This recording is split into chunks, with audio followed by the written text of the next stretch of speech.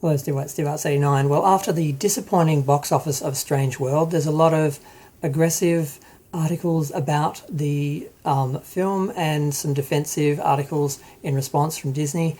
And one of the things people are saying is that a certain percentage, perhaps the majority of the audience, isn't intelligent enough to actually appreciate what Disney is doing and what a lot of artists, a lot of TV shows are doing, that the audience members are too basic and like monkeys are just throwing stones at things they don't understand. Now, I've known this for a while and I've commented on it a few times, but I think it's the first time I've seen someone say it outright. So I had to comment. I mean, one of my favourite diversity shields was doing an article about it, and I'm like, oh, so someone else is saying this? Oh, okay, I thought I was the only one.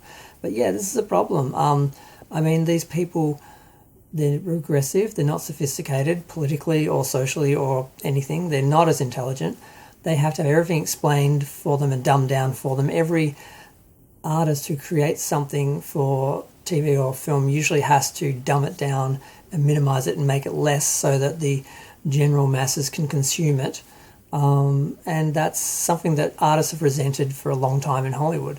And writers have resented for a long time. In order to make money and be popular, you have to reduce your concepts, your ideas, make everything dumber, more bland, and more, acceptable and palatable to the unintelligent, unsophisticated masses. And it's insulting, it's degrading, it's frustrating, and this is something artists suffer through a lot, and something that those masses resent, especially when they're made aware of it, because they don't like being called out for being less intelligent, less sophisticated, not understanding what, they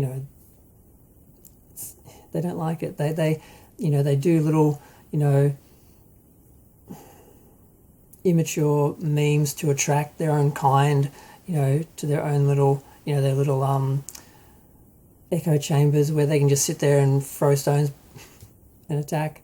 And that's all they do. They just court the same people and validate each other and never actually look at, maybe what they're missing and try and work out and try and, evolve, develop, progress. No, they just want to go backwards, stay where they are, have everything be validated for them and told they're right.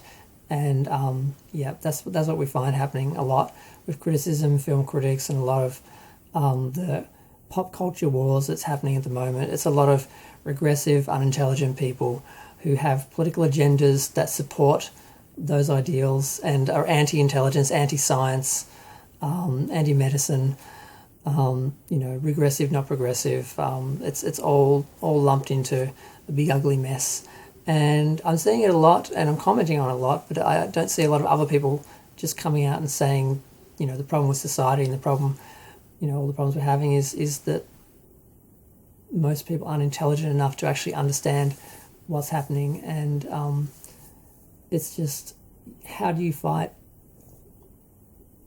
a lack of intelligence? How do you fight a lack of education? How do you, fix a system that, trains people to react like this and teaches them, that validates them that, their approach is actually better, and it's the intelligent, sophisticated people who want them to do better and be better, blames them and makes them the bad guy, and that makes them feel better because they're all insecure about, what they ultimately know about themselves.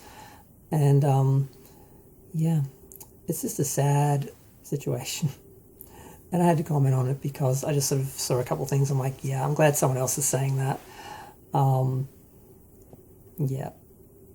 going to leave it at that because I'm only at 4 minutes. I usually try and do 5-minute takes on stuff, but I'm just going to leave it there because anything else I'd have to go into different areas and becomes a whole other video, and I want to keep it here, leave it here. So it's frustrating, it's sad, and it's kind of baffling in sometimes when you see these people doing this and you're like, are you gaslighting because you know your base and you know their insecurities and what they want to hear and what they want to see, or are you actually just doing that instinctively yourself? It's kind of fascinating to study, but I'm gonna go.